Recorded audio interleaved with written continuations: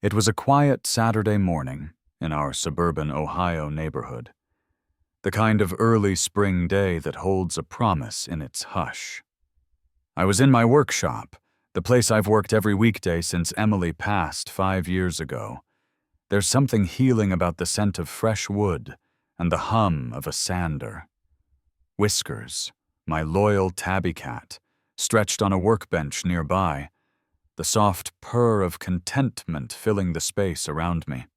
I leaned over a treasured family heirloom, a solid oak rocking chair that once belonged to Emily's grandmother. The wood was faded, the joints creaky. I had already stripped it back to raw grain. And now I was carefully applying a new coat of satin finish. My hands moved with practiced care. Every brushstroke felt like part of a ritual, a way to keep her memory alive. As the varnish settled, Whiskers brushed against my leg and purred a greeting. I smiled and murmured, "Morning, buddy. My name is John Henderson. I'm 65 years old, recently retired after 40 years guiding apprentices and clients through complex carpentry projects. I'm soft-spoken, sentimental, and I live here alone, just me, Whiskers, and the home that Emily and I built together. Emily was taken by cancer when she was only 58, but her presence still fills this house in the cabinets she designed. In old voice memos I find on my phone from years ago, her laughter, her reminders that love doesn't end with loss. I keep Emily's gold heart-shaped locket in my shirt pocket, the one she wore every day. I touch it whenever I feel I'm slipping into emptiness.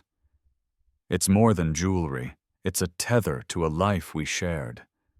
On the surface, everything looked peaceful, but beneath that peace, something was shifting, something I sensed even before they knocked on my front door. I've spent decades shaping wood and caring for homes.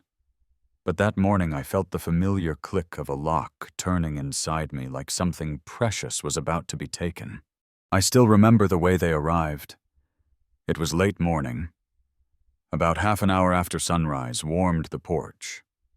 Mark, my only son, 38, and his wife, Lisa, came to the door. They hadn't called, no warning. They stood there with tired eyes and 4 suitcases. It was so unlike them. Mark cleared his throat. His voice was too steady. "Too practiced. Dad," he said. As if reading from a script, Lisa and we have something important to talk about. Lisa gave me a reassuring smile, but it didn't reach her eyes. I noticed how Whiskers hissed and darted under the porch bench. That cat never went missing unless something was off. I smiled politely and stepped aside. "Come in." But inside, I felt a tremor. The boards beneath me creaked with weight like they were warning me. They made themselves at home in my living room. Mark on the couch, Lisa in the recliner I'd given Emily when she came home from chemotherapy. I watched their expressions. Mark's jaw tight, Lisa's face controlled. Mark began, "Dad, Mom and I think it's time. It's time you move to Cedar Grove Senior Living." I paused, my hands still twisting the tassel of the rocking chair's cushion. My voice came low. "Cedar Grove." Lisa nodded gently. "They've got a nurse on staff, meal plans, social activities. You live alone now, and you slipped recently. You were on the floor for 2 days before Emily's neighbor found you. My throat closed. I didn't call because I didn't want to worry anyone. And Whiskers was with me. I'm fine. I just tripped." I looked at them, my own son and daughter-in-law working as if scheduling a vacation, not reshaping my entire life. I realized that I was being measured, evaluated, assessed for removal. The thought turned my blood cold. Mark sighed. "We love you, Dad, but it's for your safety, safety." The word echoed off the walls I built. In that moment, I felt like I'd been declared dangerous to myself. The workshop, the home, the memories, all might soon be sold for convenience. I closed my eyes for a second and felt whiskers brush my leg again, and I heard Emily's voice, a playful echo from years past. You build strong things, John. Keep building, even when I'm gone. I cracked my eyes open, and the warmth of her memory refused to let me surrender. I let out a breath and looked back at Mark and Lisa. But none of them know. I began quietly. I've carried a secret, and it's the reason I'm still standing today, even when they tried to erase me. My voice caught on the last word. They looked up, startled.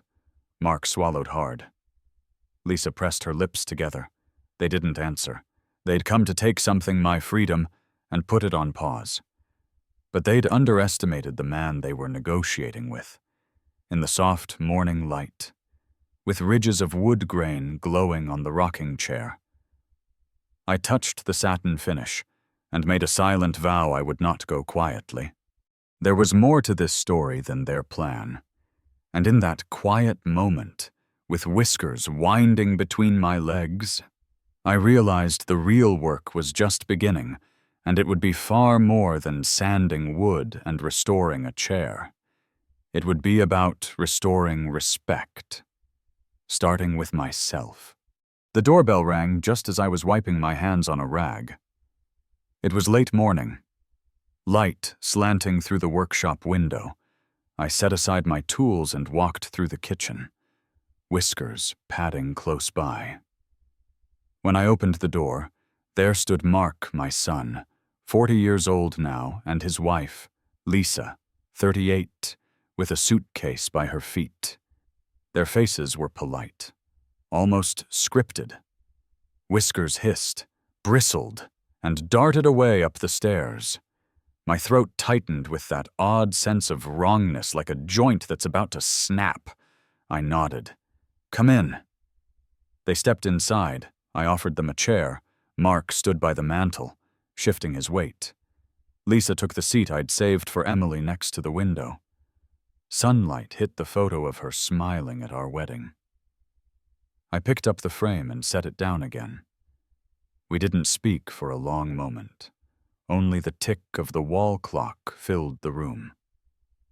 Then Lisa cleared her throat and set her suitcase on the floor. Dad, we've made a decision, she said softly. Everything about her tone was calm, rehearsed like she'd given this speech 100 times in front of a mirror. Behind her, Mark's hands fidgeted in his coat pockets. Lisa pulled out a thick envelope, legal papers stamped Cedar Grove Senior Living. My heart sank. I saw the title Transfer of Residence and Decision of Care. The words were clinical, sterile, like they were packaging me for storage. Mark lowered his head. He didn't have the courage to look me in the eye. Dad, it's for your safety, he said, voice shaking. Since your fall last month, the one Mom's neighbor found you after. I pressed my hands against the back of the chair. My voice came low. You're sending me away without asking me. Whiskers meowed at the base of my legs, brushing his head against me as if echoing my hurt. I closed my eyes for a moment and tasted the loss of trust.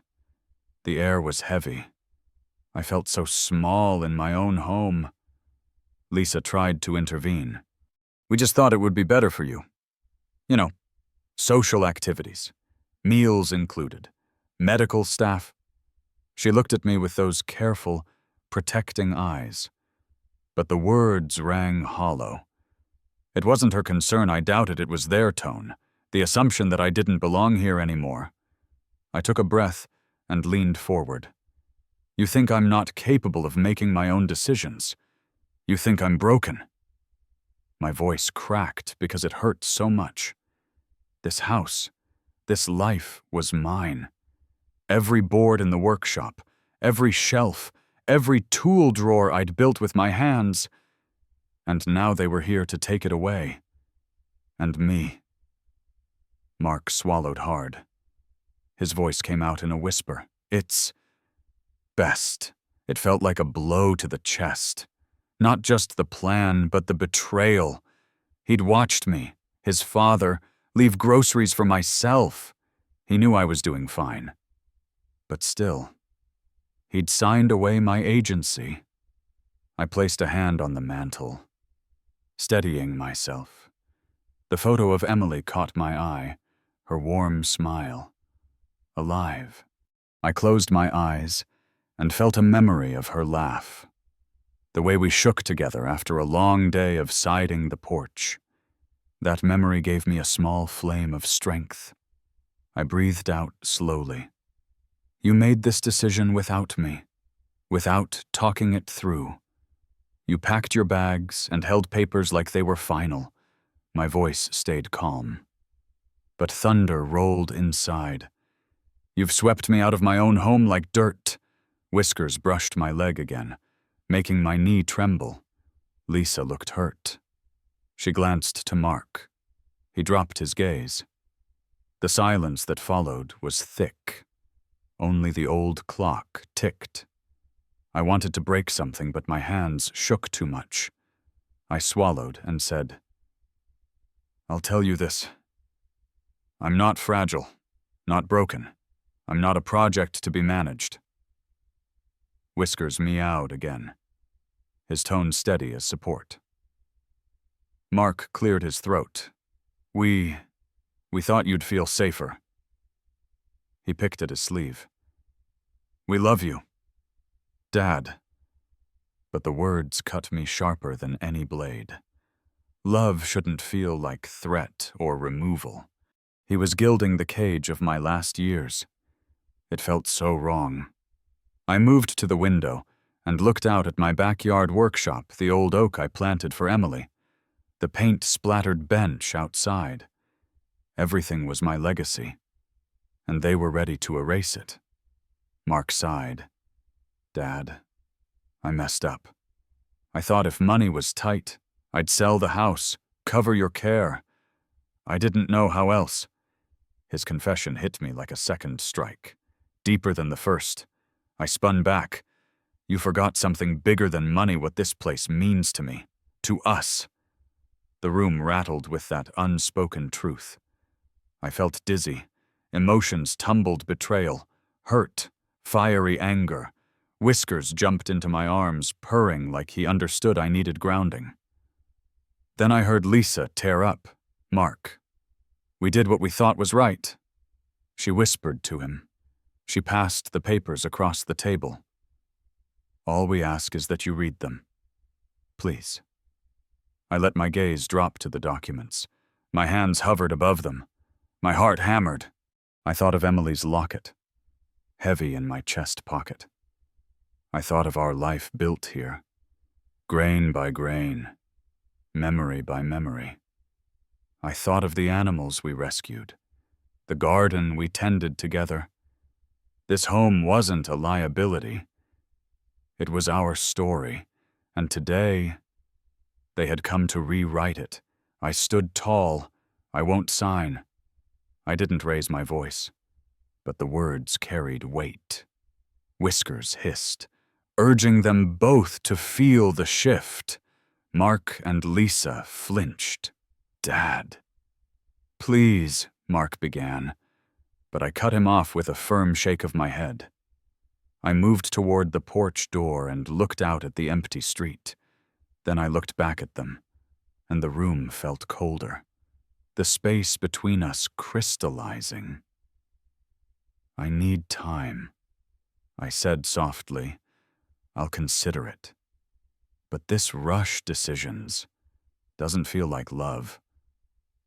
They rose, gathering their suitcases. Mark's face was pained. Lisa's eyes glistened.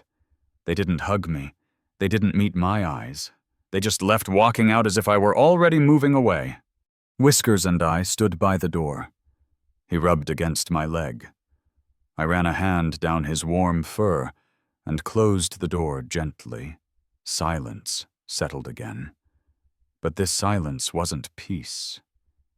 It was a reckoning. In that hush, my heart beat loud, determined. I looked at the papers again, saw the weight of their plans, the legal heft behind them. Then I closed the envelope and slid it into a drawer in my workshop. I ran my fingers over the wood of the workbench. This was what I lived for, what I stood for. I whispered to Whiskers, "We've got work to do, buddy." But what they didn't know was that Mark had already made a mistake, one that triggered everything. And when I uncovered it, nothing stayed the same. Closed the kitchen door softly, holding Emily's old voice memo player. The tape inside held her laughter light, pure, tinkling. I walked into the workshop, where the smell of pine and varnish always eased my mind. Whiskers followed, padding around my feet. I pressed play. Her words filled the air, John. You made the perfect rocking chair for her. I could see it in her eyes. My hand trembled on the bench. I brushed my cheek with my sleeve and remembered the night I finished it sanding by lamplight, pouring my heart into every curve. I thought of her smile then. A tear slipped down, unnoticed. I tucked the player into my coat and went back to the living room. The envelope with those Cedar Grove papers still unopened lay on the table. I stared at it. I whispered, "I can't let this stand." The hurt inside me roared. How could they think this was the answer, that I was just a problem they'd handle? A sudden ring snapped me back. My phone lit up county clerk's office. "Property taxes overdue?" I pressed the speaker. A clerk said kindly, "Mr. Henderson, our records show 6 months overdue on your workshop taxes. Final notice today." My pulse quickened. I pay those every year. On time. Something was off. I thanked them. Hung up. That's when dread hit Mark must have let this go. Maybe on purpose. To justify moving me out. To justify selling the house. The anger burned hotter. I rose, Whiskers trailing behind, and headed back to the workshop. Inside, dust motes drifted in the sunlight. Tools hung in their places, everyone marked by my hands. And there, by the workbench, stood Mark and Lisa. Their faces fell when I entered. Lisa folded her arms. Mark looked like he'd swallowed gravel. I closed the workshop door behind me and leaned on the bench. "So," I said, voice low, "what's going on with the taxes, Mark?" He blinked. Swallowed. I'm sorry. Dad, I missed the payment. I thought I had time." I shook my head. "You thought you let it lapse for half a year." He looked down. "With my debts." I wasn't thinking clearly," Lisa interjected. "We only wanted what was best for you. We thought if we transferred you, you'd be safe and the house could cover everything." I paced a slow circle. "You cut off my ability to pay my own bills. You paved the road to sell my home. You made your move first. And now I'm the problem." Mark's shoulders shook. I panicked. "I thought I was protecting you." I scoffed. "Protecting me or protecting your bank account?"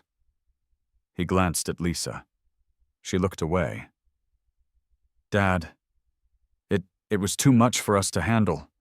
His voice cracked. I clenched my fists. "No. It was something you handled by making decisions about my life and property without me." Lisa tried again. "But it's for his own good." Her words hit me like ice. So rehearsed, so final, but not real. They'd convinced themselves they were helping, without seeing what they were doing. I inhaled, steadying myself. Whiskers jumped onto the bench and rubbed against me. I reached down and stroked his fur. "They're calling this help," I murmured. "But it feels like betrayal." Mark started to say more, but I held up my hand. Not yet. I walked over and opened the desk drawer where I kept the envelope. I laid it out and stared down. "I'm not fragile," I said quietly, "but you're acting like I am. You're forgetting this place. It's built by me. It's my memories, my home. And it's not for his own good if it erases me." Lisa blinked back tears. Mark's hands curled into fists. I paused. Let the silence speak. Then I said, "I need time to think, but I need answers. I need honesty. That starts with how far you were willing to go to fix your own mistake." I looked at Mark. "Did you plan to sell it?" His voice cracked. "I didn't have a plan. I panicked when the debts grew. I thought if I moved you to Cedar Grove, we'd have time to manage everything." I inhaled. Whiskers sat upright. I touched him on the head. "You weren't protecting me." I said softly, "You were escaping a problem, leaving me behind." Whiskers rubbed into me. I patted him. "I'm not going anywhere." Mark looked like I'd slapped him. Lisa lowered her eyes. Then she whispered, "We're sorry. We thought we were doing the right thing." I nodded slowly. "I know you did. But words aren't enough. If you want me to consider something, you need to treat me like a man, not a liability." Mark swallowed. "I understand." I breathed out. "Let's pause the Cedar Grove process. Put a hold on everything. We'll talk it through together." He nodded, tears shining. Lisa reached out and touched his arm, then looked at me. "We'll do better, Dad." I nodded and closed my eyes. Whiskers hopped onto my lap, purring. I placed a hand on my heart. The anger still burned, but something inside shifted. A path forward, but a cautious one. With Whiskers in my lap, I looked to the two of them and said, "We have work to do. Not to erase mistakes, we have to fix them." They both nodded. Mark swallowed again, then said quietly, "Thanks, Dad," I added. "Let's all figure this out slowly." Whiskers purred louder. I settled back, letting the purring fill the room. For the first time since they arrived, I felt something else possible understanding. A fragile cord of connection after the betrayal. It wouldn't erase the hurt, but it was something to build on. Have you ever witnessed someone being helped in a way that felt like they were taken advantage of? Share your thoughts below. John paused, closing his eyes for a moment, feeling the weight of everything that had come to pass. Whiskers leapt onto a nearby stool and fixed me with a steady, unblinking stare, a silent question. His confidence felt contagious. I drew in a deep breath. This was not how my story ended. Not with betrayal. Not with me being eased aside like an old chair that's lost its cushion. I pressed my jaw shut and straightened my shoulders. My resolve solidified. I nodded to Whiskers. "Let's go," I whispered. We stood together by the front door. I unlocked it and let the cool morning air in. The world was waking up. I stepped outside with Whiskers at my side. I carried nothing in my hands but my phone and my heart full of purpose. We walked down the driveway on my terms, not theirs. Whiskers pranced ahead, tail high. I felt the old joy spark in me, the defiant thrill of standing tall, of making a stand. As we reached the car, I opened my phone's recording app. I hit Go Live. A crackle. Then, Good morning. My voice rang clear and measured. My name is John Henderson. I am 65, a retired carpenter from Springfield, Ohio. I didn't move into Cedar Grove of my own accord. I was told. Handed legal papers. Ushered out. Today, I'm here to say I don't agree. I built this house with my own hands. I carved every window frame. I polished every floorboard. I raised my family here. I won't be forgotten. I paused and looked down at Whiskers, stepping protectively in front of me. This isn't just about me. It's about dignity. It's about respect. It's about any elder who's been told, you can't manage your own life. I say, we can. We will. A gust of breeze rustled the trees behind us. I held the camera steady. I saw cars slow as they passed.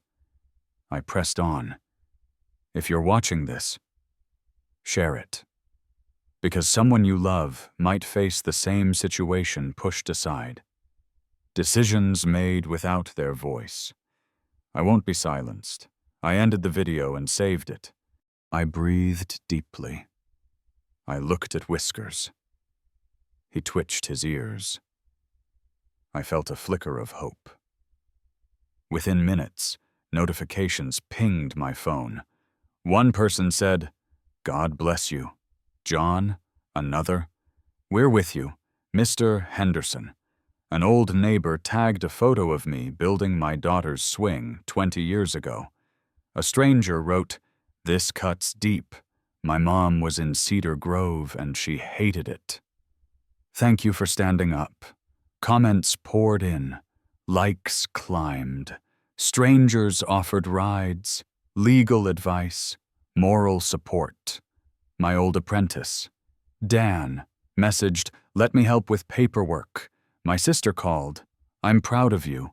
I felt the warmth of connection spreading across social lines, across the screen, across the small town and out beyond. I watched it all in real time as I held Whiskers close. The fear was still there, but the hope overshadowed it. I wasn't alone. I closed my eyes again. I could hear Emily's voice in my mind. Playful and encouraging. Maybe she'd be proud. I knew I'd rattled the cage. And good. Maybe Cedar Grove staff would hold off. Maybe Mark and Lisa might listen.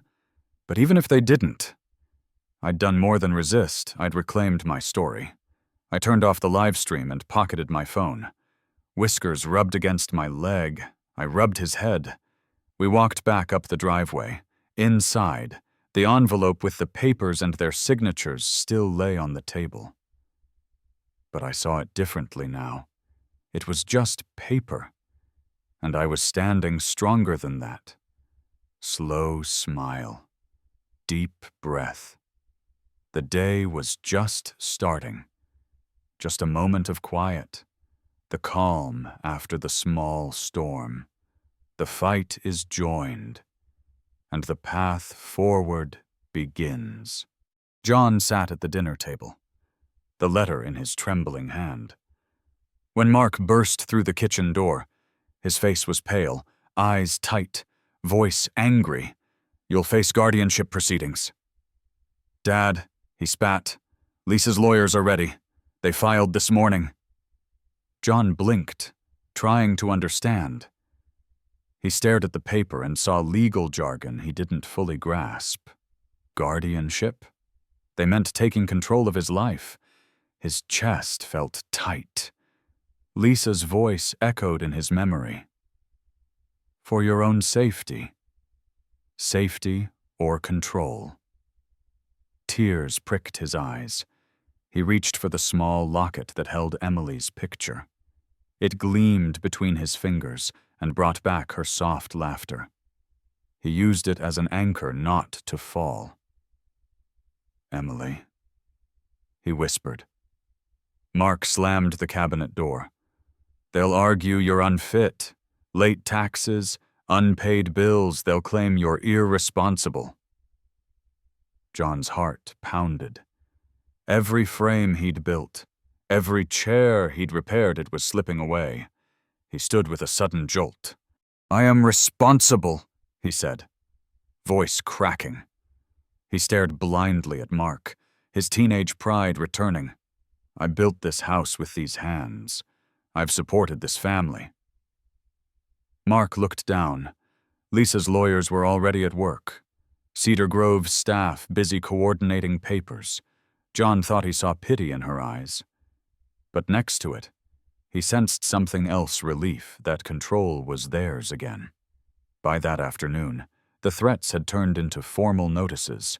A tax lien on the workshop, overdue for 6 months. A threat of auction if the amount wasn't paid in 30 days. A nurse from Cedar Grove arrived to deliver guardianship forms. Another lawyer called daily, reminding him of the penalties. They never missed a payment or opportunity to push.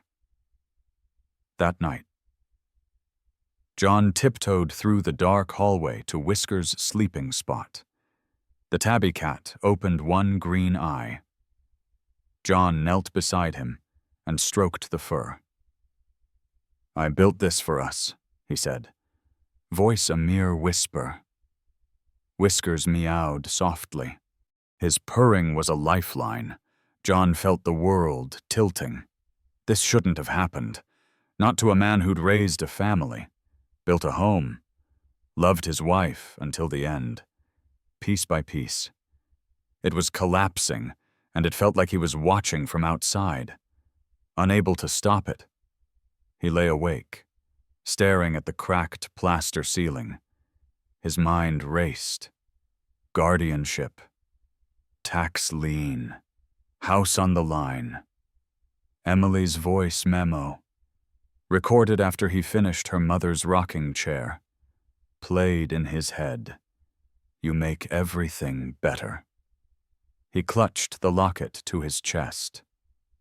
The following morning, a stack of mail awaited him, a notice from Cedar Grove, another from the county treasurer, a letter from the auctioneer. They wanted everything. There was even a phone call threatening to remove Whiskers if he left the cat in his care. Tears streamed down John's face.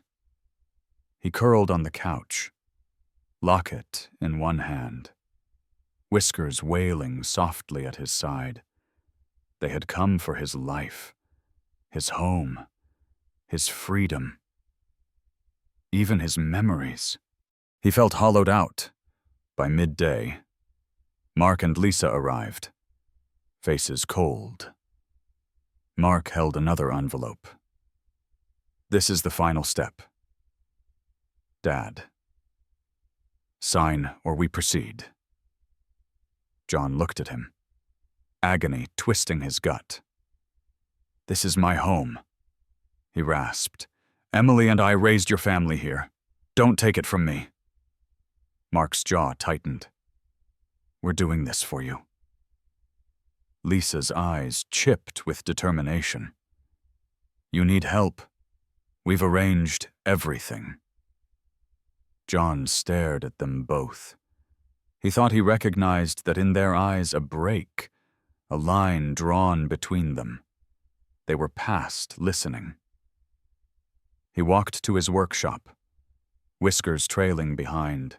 Tools lay scattered, wood chips on the floor. He ran his hand over a tabletop he'd varnished that morning. That workbench held decades of sweat. He knelt so Whiskers could see his resolve. "I'm not done," he told the cat. He shut the door to the workshop and returned to the paper on the table. Guardianship, tax lien, auction. He thought of that night, the cold sweep of dread under his skin. He picked up the locket, unhooked it, held Emily's face before him. "Not yet," he whispered. The evening came, outside. The sun dipped. Inside, candles lit his hands. He dialed numbers, legal aid lines, old friends, the local newspaper's tip line. He wrote emails. He spoke on the phone. His voice grew stronger, firmer, but every message he sent, every call he made returned a response. We'll take action next week. We'll proceed if you don't sign. We'll start the auction. The net tightened. Pressure grew. One note came with a threatening tone. Your son is protecting your best interests. Sign now, or feel the consequences. John didn't sleep that night. He stared at Emily's locket and felt its warmth. He squeezed it. He imagined her voice. You make things better. He held that promise like a flag before a storm. By morning, though, he realized he was running out of time. Losing the house meant losing everything. Losing freedom meant losing himself. He closed his eyes and braced. The world had slid beneath him, and he was falling fast. And yet, something inside him stirred, a spark, not hope, not yet, but a flicker. He had a choice: sign and be silenced, or stand and fight, no matter the cost. He stood and looked at Whiskers. The cat rubbed himself against John's leg. We would go together, two souls against the tide. His heart hammered. His hands shook. He took a breath and whispered, "Let's finish this." Voice over, as screen fades, if you've ever felt the earth slide beneath your feet like me. That night I was far from finished. John sat back in his workshop chair, heart still pounding from the previous night's turmoil. Whiskers curled at his feet, tail flicking thoughtfully. He rubbed his forehead and whispered, "We've still got a fight, old friend." He left his home and walked across the street to Mrs. Ramirez's porch. She was his neighbor of 20 years, a retired school librarian with a heart big as all outdoors. She helped him fix his storm shutters after the last hurricane. Always kind, always ready. "John," she greeted, hugging him gently. "I heard what happened. That wasn't right?" She reached into her bag and pulled out a tablet. "I started a petition," she said. "Right on change.org. Over 2,000 signatures already this morning." Her warm eyes glistened with hope. John exhaled slowly. "My thanks and Whiskers' too." Mrs. Ramirez smiled. "We'll get you your voice back." Back home, a surprise arrived, a message from Julie. A nursing assistant at Cedar Grove he had met briefly when they brought him lunch. She'd noticed how alert he was, how he helped other residents with crossword puzzles, how he remembered names. She sent internal memos, typed notes, and scanned records. John Henderson, competent, engaged, no care aid required. It read over and over, along with his lab results and recent cognitive test, solidly in the normal range. John pressed his hand to his heart. He wasn't alone. His dignity wasn't gone yet. That afternoon, he set up his phone in his living room again. Whiskers asleep on the ottoman, the locket on his belt. The light was just right. He began another live stream. He said simply, "I want to show you something." Then, one by one, he laid out the record's tax receipts from last month, the petition stats, Julie's message, and Cedar Grove's notes. He spoke calmly, each sentence honest, measured, sure. "I'm not broken," he said. "I only fell once, but I stood up. I only needed a friend." He looked at Whiskers. "And here's mine, within minutes. Alerts flooded in shares, tears emojis. God bless you. Mr. Henderson." Too many of us have seen this happen to our elders. But one notification caught his attention. An email from the county agent. Ms. Carter verified account. Official. He opened it. Urgent notice. Legal review completed. It has been confirmed that John Henderson is fully capable. Guardianship proceedings are hereby halted indefinitely. No liens or senior living arrangements may proceed without his express consent. John closed the phone, tears wetting his cheeks. Whiskers meowed, rubbing against his leg. Then came the final twist. He discovered email records on Mark's old laptop, left open on the kitchen table. He'd begged Mark to cover his debts. Mark admitted it himself. He'd cashed the inheritance check Grandma Emily left and used it for credit card payments, student loans, even mortgage fees, without telling anyone. Barbara, Emily's sister, had warned him. Don't touch that money, it's for his care. He did anyway. Emails spelled it out, colleagues reminding him of foreclosure deadlines, banks reaching out, foreclosure notices pending, desperation in every subject line, help, mortgage, urgent. John knew then why their plan fell apart. Mark panicked. He thought sending him away and selling the house could patch the hole, but it was selfish and wrong. The next day, John filmed one last live stream. He said, "I discovered what truly happened." He showed the bank statements. He even read a few lines. Mark withdrew $25,000 to avoid foreclosure. Mortgage payment missed. I didn't tell Dad. I panicked. He didn't shame him. He spoke softly. We all make mistakes. This started with fear. He took a short pause and looked into the camera. But trust built houses, real trust, not secrets. Then, something unexpected, a fundraiser link appeared in the comments section. From people he didn't know, former students, neighbors, strangers. The goal, $5,000 to cover the tax lien and legal fees. By that evening, they'd raised $7,200. John's voice cracked as he watched the total tick upward. He spoke into the lens again. I don't know who all of you are, but thank you. That afternoon, the county agent called again. Privately, Mr. Henderson, all is cleared, your liens are resolved, no auction, and your home remains 100% yours.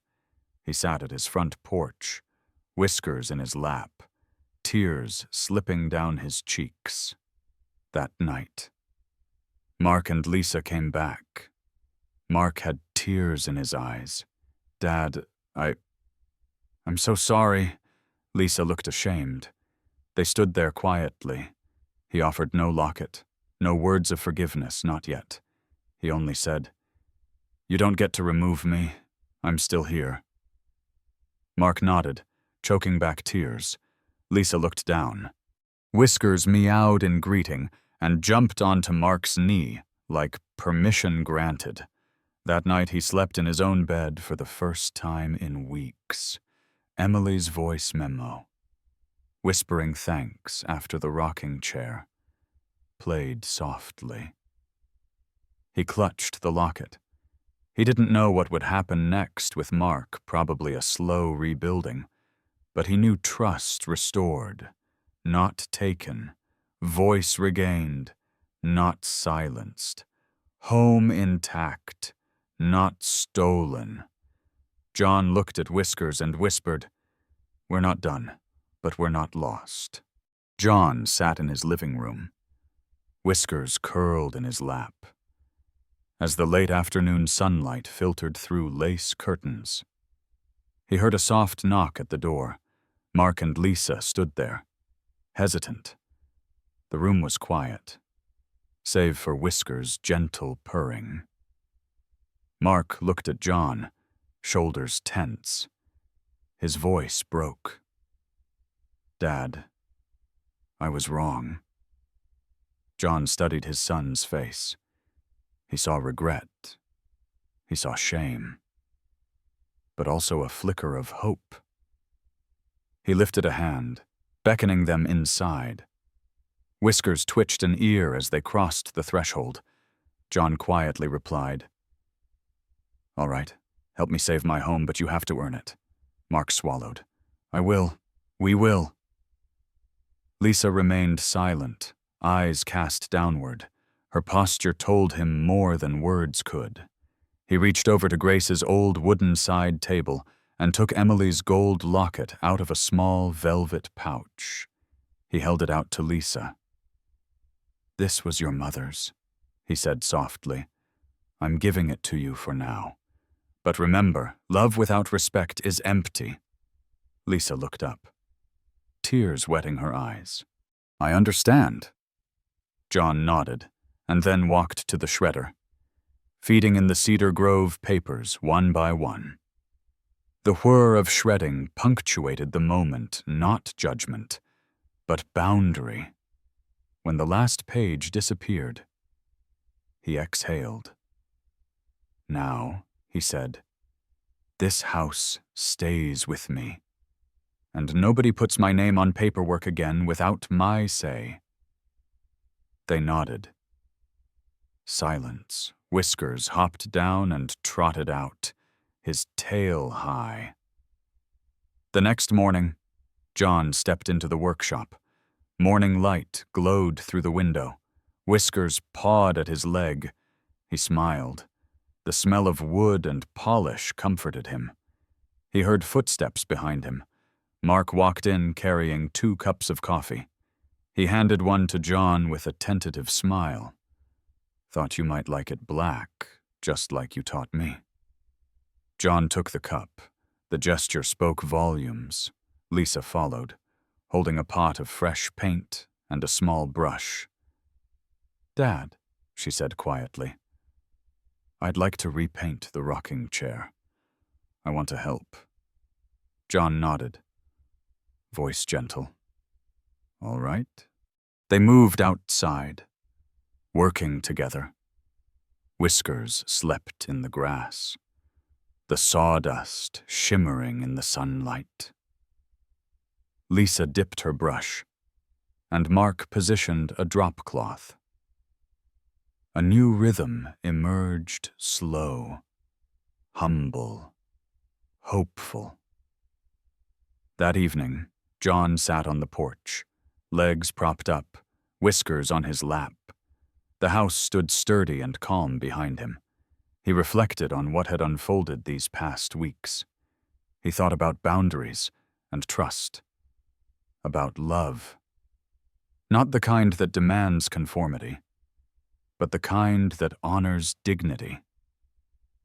He said aloud, not to Mark or Lisa, but to the porch, the cat, the empty chair beside him. And maybe to Emily's memory, boundaries aren't walls. They're proof we still matter. He felt a quiet peace. He still felt strong. He still belonged. What would you have done in my place? Share your thoughts below your stories. Matter. If this story moved you. Please click like and subscribe for more real-life tales of dignity, resilience, and legacy. And